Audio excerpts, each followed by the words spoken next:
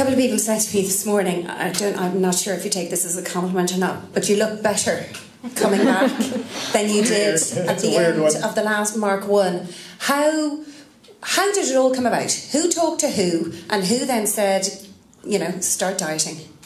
It's kind of weird. Myself and Shane had dinner, I think, about year and a half ago, and it wasn't like we'd kind of seen each other separately or bumped into each other, had a few chats here and there, and myself and Shane went for dinner one night with our wives, and we had a few drinks, and as the drinks kind of got more and more so, shall we say, the reminiscing got bigger and bigger, and it kind of got to a point then by the end of the night where we were kind of like almost back in dreamland of like, do you think we'll ever do it again?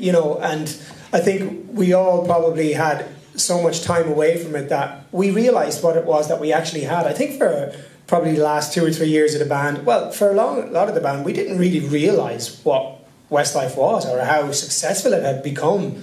And, like playing Croke Park even the other day when we went in and we saw the empty stadium, to think that, wow, we filled this place 4 times and now we're coming back at this level. It's just incredible. But yeah, going back to the reunion story, so myself and Shane kind of had a chat that night, and then we left it for quite a few months, and it was almost like, oh, do we talk about it again, kind of thing. And then we had a chat on the phone, and then it kind of just, everybody kind of just having little text messages and chats here and there, and then we managed to get everybody together up in Nicky's house and actually discuss the idea of my neighbour's house of really doing it. And that led us to here, but it's probably been about a year and a half kind of in talks. Well, not talks, that's the wrong word, but kind of like started a year and a half ago with myself and Shane's first kind of conversation, and then it slowly kind of snowballed from there. I mean, you look younger, but you sound older. Do you all feel that, like, 3 of your dads now, you're... Well, you do, you're like more mature. Although I know Nicky is 40, so basically he is mature. Thanks. Mark can still hit the high notes, so that's how we're... There you go. The baby of the band. But I think naturally, you do grow up, and I think one thing that was said to us when we got back as a 4-piece and we moved it on then to speak to Louis and stuff, and I think we all have a better relationship with each other. I think, we never had a bad relationship as a band. That was one of our strong points through the 14 years. But you have your fallings out, you have your arguments, that's going to happen. But we never left it in a bad place. In fact, I think the final tour in 2012 was actually one of our most enjoyable ones, because all the strops that you might have had were gone, because the end was in sight, so to speak, and we were there to enjoy it. But when we came back, I think we feel more at ease, we all went off and did our own thing. We all had to get out of the Westlife bubble back in the day, because we'd done it since we were 18 and we didn't know anything else, and I think you'll see we all released a solo album. We all presented on TV and different radios. We all traveled around the world. Everybody did little bits. Myself and Keane did reality shows, and those type of things I think stood to us all. In many ways, because we were able to see life outside the bubble and enjoy that too, and stand on your own 2 feet. Then we realised that it's better to be back in the bubble. And talking of the bubble, I know there was... definitely easier. When there was, when the whole idea of Westlife came together, as in, Mark II, was there any question of Brian coming back? Because I know there was, in the media, people were talking about it. How did you handle that? I think everybody was talking about it maybe in the media. People, probably, the only people that weren't talking about it was us. We were talking about this earlier on as well, and it's a hard one to describe, because it's not something that we want to put across that in any way bad or ill feeling towards Brian. But the way we look at it, we finished the band as a 4-piece. We were together for, I don't know, maybe 8 years after Brian left, a lot longer than we were with Brian. And he decided to leave the band in 2004. So I think for us, we were always a 4-piece after that, and even in the 7 years or 6 years we've had not as a band, we're still a 4-piece. So when we came back, we always felt, we're whatever it is. Brian left the band 15 years ago. So in this hotel, in this room, probably, was it? I don't think we feel like anybody is missing here today. If you know what I mean. Exactly. Yeah. And that's not in any bad way. That's just what Westlife is to us. But Brian actually, he tweeted a lovely tweet during the week, and And as Shane said, there's no ill feeling. I mean, none of us harbour any ill feeling towards him. And I think it was just to pick up Shane. I think it was 9.5 years without him. And the dynamics in Westlife changed when Brian left because they had to. Because 5 become 4. So in many ways. We all, and I remember saying at the time, we all had to stand up to the plate in many ways, vocally, personality. We grew up, and you talked to us, becoming older. I mean, Brian left when we were, none of us. I think Brian was the only one who had children. We were in our early, very early 20s, and I'm 40 last week. So time moves on, but again, and we'd like to put on record as well. Like, there's no ill feeling, but to put Brian back into the band, it would be like. It would be strange for us to have to adapt to that, and the stories and the rumours about Ty McKell offering tours with Brian, that's just simply untrue, like 100% untrue. That never happened. Well, I mean, we did meet Ty McKell, and it was one of those where we discussed the tour as a 4-piece. It was never with Brian. Yeah. Thanks, Mark. Mark agrees. You're with a brand new record label, Universal Music here. Yeah. And how... There's the Universal table over there. Sorry. Mark Cossingham. Mark and See Laura. Mark. And there's been talk about the new music. Yeah. Can you tell us anything? I mean, Ed Sheeran. What can you tell us? I think the big thing that we say about the new music is that obviously touring is hugely important, and we're putting Crow Park on sale, which is incredible, on Thursday morning based on what we did in the past. But what we do in the future is super important to us, and the music is the future for us. So we were so lucky in a sense that Steve Mack, a guy who worked with us in the early part of our career, the whole way in the first part of our career, and wrote Fly Without Wings, Swear It Again, produced songs like You Raise Me Up, he wrote World of Our Own, loads of our hits.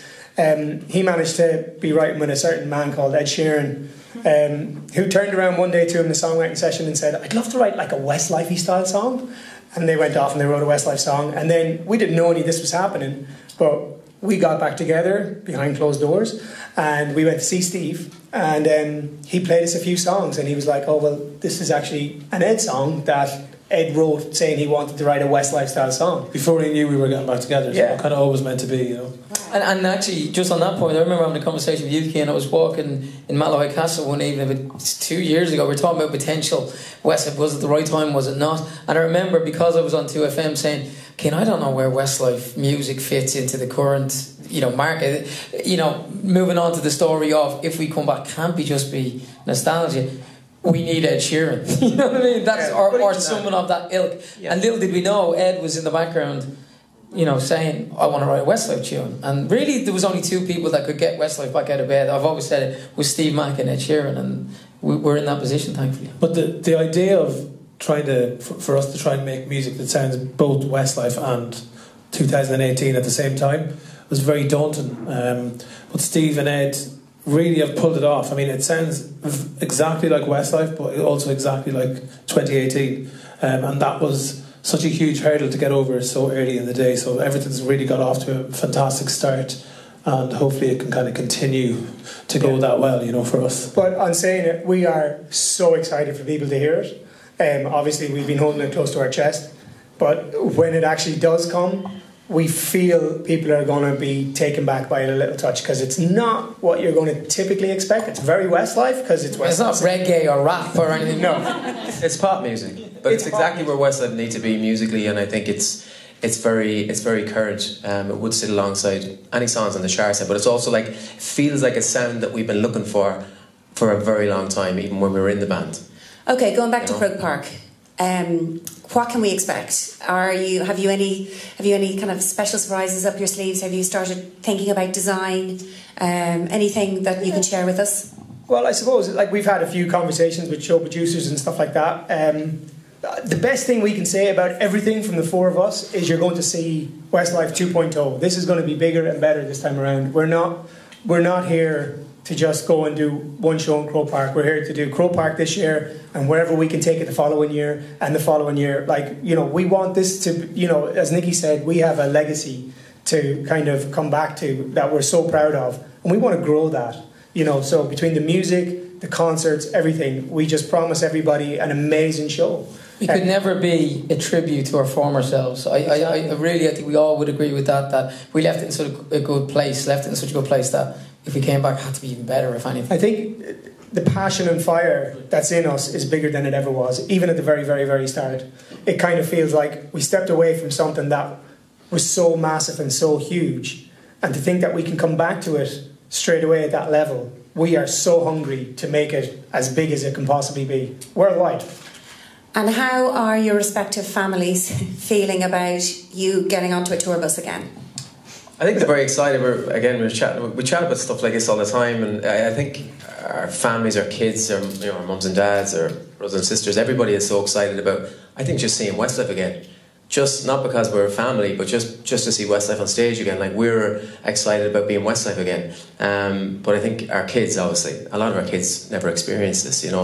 We'd probably Nicole, Rocco, and Jay were the only kids that were old enough to actually enjoy Westlife or have a memory of Westlife. The rest of them don't have memories, so some of Keane's kids weren't even born. So it's going to be very exciting for the kids. They are like super excited just to see the four of us. Even if the four of us have dinner together in the house, they get excited. They're really excited. Trying to get them. They're like, we're in the kitchen having a secret. You're not a pizza or something, and they're literally like, we had to tell the kids out. We wanted to tell our children a bit earlier than we told, obviously, the media and the public.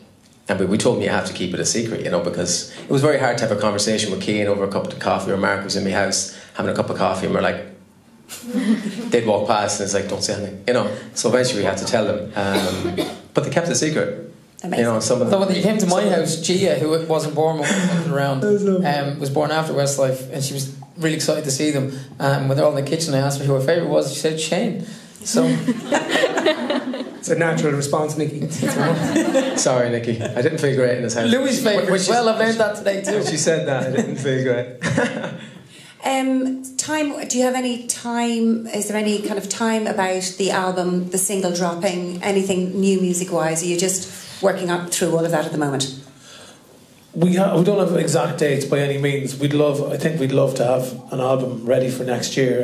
But in saying that, we're entering into this, the Westlife 2.0 or whatever is about doing it right, and if it's ready, it will be ready, and I think it will be. At the rate we've been going so far, if that continues, I think it will be ready. So that's the hope. But we wouldn't like to say a date or anything like that. But we're definitely just hitting the ground running. We've already begun recording the new album, and we're really excited about even the few songs we've already done. So we just can't wait to get back in and finish it, as soon as possible. Nikki, a few people have asked me how you're going to juggle 2FM, Dancing with the Stars, and a lot of those moves that you're going to have to relearn. How do you feel? Are you up for it? How do you feel you're going to be able to do all of it? Are you saying I'm getting too old? I'm saying you're 40.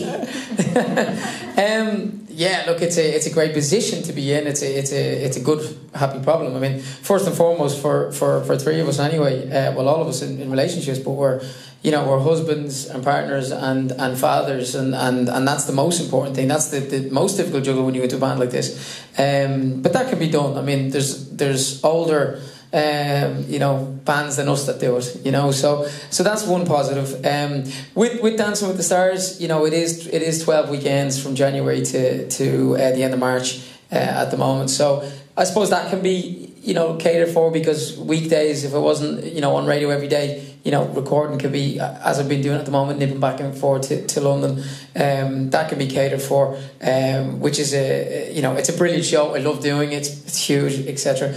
The radio side of it, obviously, for the 4 months of the tour, I can't be on radio while I'm on tour in the UK and Ireland, so that's going to be difficult. But I mean, I don't see it as as the end of my run on radio. Certainly not with Jenny, but I do understand that when I'm away, 2FM has to keep evolving, and they can't sit around away from me. And we've all, I think, at 2FM done a fantastic job. All the presenters, the producers, to turn it around. And but certainly, I'd say next summer I won't be on air for a certain amount of time. If the Westlife thing explodes into a worldwide tour and albums and songs that are taking over, I presume that 2FM thing my break from it will have to extend for some time. But I would always hope to return. I mean, I would always hope to go back and do it. I genuinely love my job and love what I do with Jenny and stuff. It's great fun. But yeah, that's I suppose where it's at the moment. There's a girl out the front, and Shane, you pointed when we were walking past. She's been in the front row of every single Westlife gig in the Odyssey in Belfast, and that's what, 55? 60 shows, 60 shows. Cat. Yeah, front row. Yeah, and that's dedication. And they're the kind of fans we have, it's incredible. And I think, it's part of a story, they're part of the whole story. And without them, we wouldn't be having this conversation, and it's because they're dedicated. I think the fact that we're away for 6 years now, I think we've realised what Westlife is. We've realised what it meant to people. Even stuff we saw online like a year ago, whatever it was, when the lads were singing in the World Cup, on the street, and football match, yeah. Guys, women, men, Irish fans, girls, all age groups. What it meant to people. It's incredible, and you only see that when you're away from it. And we saw it a lot in the last year or two. We really saw that people really wanted us to come back. And that's pure just want from the fans, and that's what it's all about. There's no point coming back unless they want to see it. There was little moments, Shane just remind me of those when we were away from each other, because we'd no real reason to speak to each other, if you know what I mean, because we're all doing our own thing, and we were always at the drop of a text or an email or whatever to each other. But during the Euros that you're talking about, when the Irish fans, do you remember the Irish fans abroad were cleaning up for people and fixing people's cars and changing, punctures and stuff, and there was this great clip of these 4 or 5 lads singing World of Our Own in Irish jerseys and doing the routine. And these were lads in their late 30s or mid 30s, and that was one moment where one of us, whoever saw it first, kind of clipped it and sent it around us all and said, "This is kind of cool." Those moments there was a few of those in the last couple of years.